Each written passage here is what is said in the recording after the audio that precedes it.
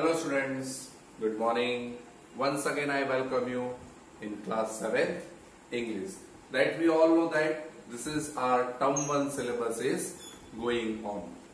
Now, this is our 5th chapter, the open window.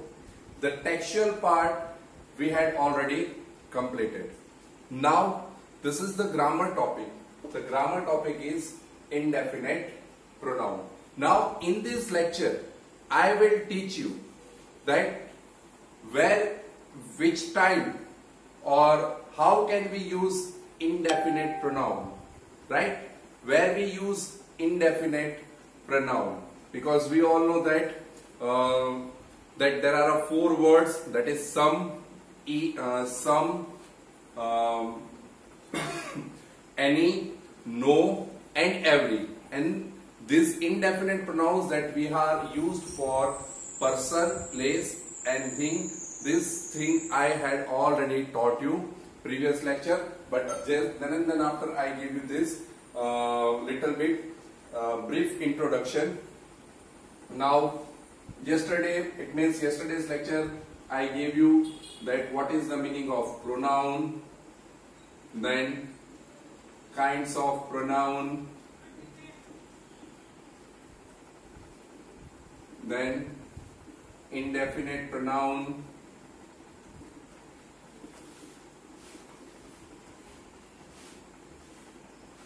so first of all, pronoun means that the word that we use instead of noun is known as pronoun. Kinds of pronoun, so there are 9 kinds of the pronoun, and among them there is one kind of pronoun that is indefinite pronoun. The kinds of pronoun means personal pronoun, demonstrative pronoun, empathetic pronoun, reflexive pronoun, relative pronoun, reciprocal pronoun, then indefinite pronoun, interrogative pronoun, and last one is what?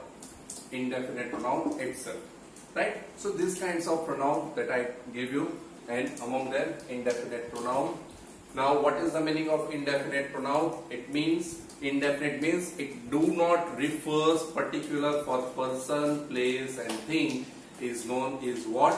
Indefinite pronoun. Now, indefinite pronoun, how many indefinite pronouns? So, how many indefinite pronouns? So, there are 16 indefinite pronoun. Among them, 8 for person, 4 for place, and 4 for thing, right? That I already taught you in previous lecture. Now, then and then after, the words like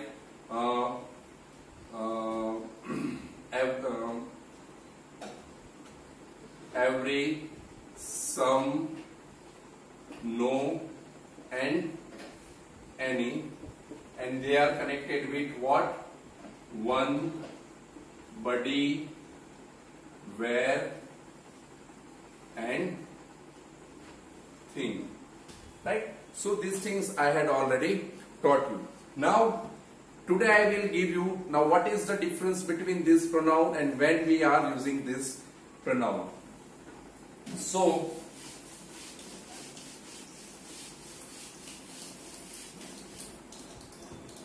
first of all, we make the 3 parts, right?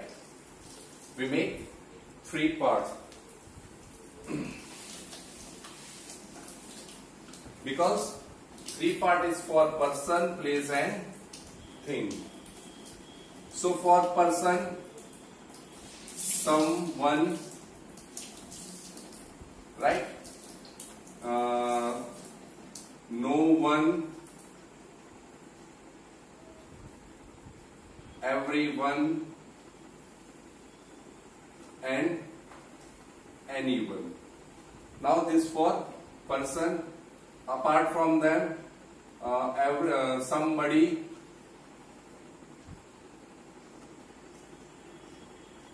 nobody, everybody, and anybody. Now this is all for person, right? Then comes somewhere, nowhere, everywhere, and anywhere.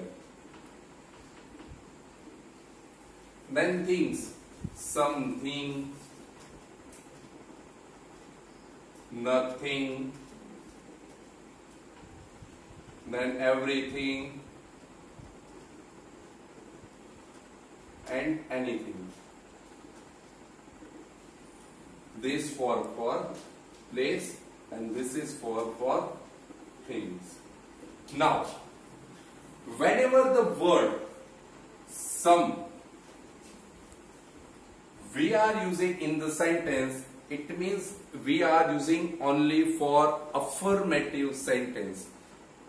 Remember one thing, whenever we are using the word someone, somebody, somewhere, something, it is used only for affirmative sentence. For example, someone is helping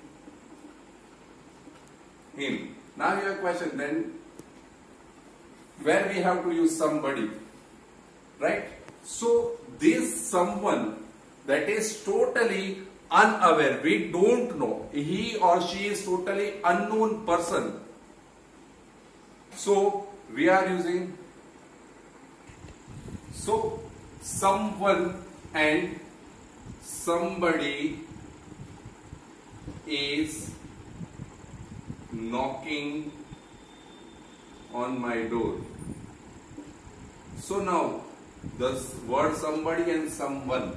Now what is the difference between both? The word is what? Positive words, right? It is a affirmative. The sentence is affirmative sentence. Now someone and somebody, the difference is what? Now someone we are using for totally unknown person, right? We don't know about he or she, who is he or she, we don't know about it. That time we are using someone. Now somebody, it means we know that person, either he or she is our friend, our brother and sister, our parents, whosoever, we are used for him. Now, so I hope you understand this thing. Now then after, the word anyone, right? Anyone and anybody. Now these words we have to use for interrogative or negative sentence. We are using this word for interrogative and negative sentence. For example, is there anyone in the room? See this thing. Is there anyone in the room? Second one. Is there anybody join the party? See this thing. Both the words, anyone and anybody, we are using for interrogative sentence. Then after, if we talk about negative sentence, so how can we use the in negative sentence? So your question is, a negative sentence, how can we use? So there is, suppose we ask the question, is there anyone in the room? So what is the answer? No, there is not anyone in the room. The word, we have to ask this question in interrogative formation, right, with the help of helping verb. So is there anyone in the room? But the answer, if he say, if someone is in the room, so what is the answer? Yes, there is someone in the room. Or if there is not, so what? Yes, no, there is not anyone in the room. Or no, no, there is not anybody join the party. See this thing, it is used for interrogative sentence and affirmative. Sometimes in exceptional case we use anybody or anyone for affirmative sentence, but it is in exceptional case. Now everyone. So we all know that it is talking about what? Each and every person. How we can use?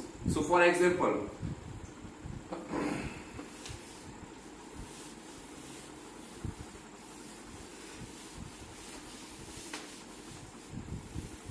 how we have to use? So everyone is present in class. See this thing. Remember one thing, whenever we are using indefinite pronoun, we should use, it is a compulsory not, we should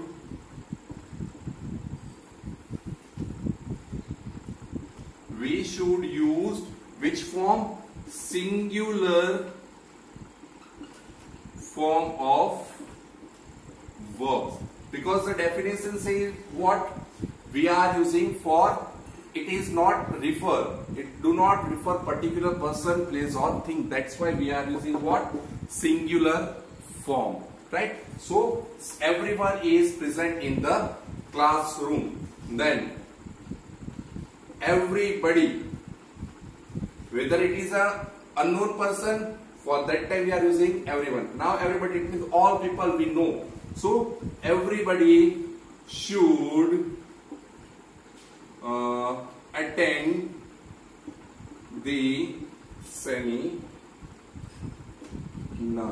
So we are using for what? Everybody. Now anyone we already taught you. Now the remaining is what? Nobody and no one. The word, how we have to refer? Any one plus anybody. That we know that we are using for negative sentence. But if we have to no plus one and no plus buddy, so that time we are using this sentence. That time we are not writing nobody is not in the room. No, nobody is in the room. The sentence is what? We can ask, is there anyone in the room? So the answer is what? Nobody. No, nobody is in the room. So we clarify. Is it clear or not? I hope you understand very well. Now the thing is somewhere. So somewhere we are using for what? We have to ask the person for something, that where are you going? Suppose, where are you going? Are you going somewhere? So what did he answer? Yes, I am going to somewhere. So students, we are using somewhere for place. For example, if I am asking you, are you going to somewhere? So if he is going to somewhere, he or she will reply you, yes, I am going to so and so place. Then nowhere, that we are not going to. If he give the answer, so what did? No,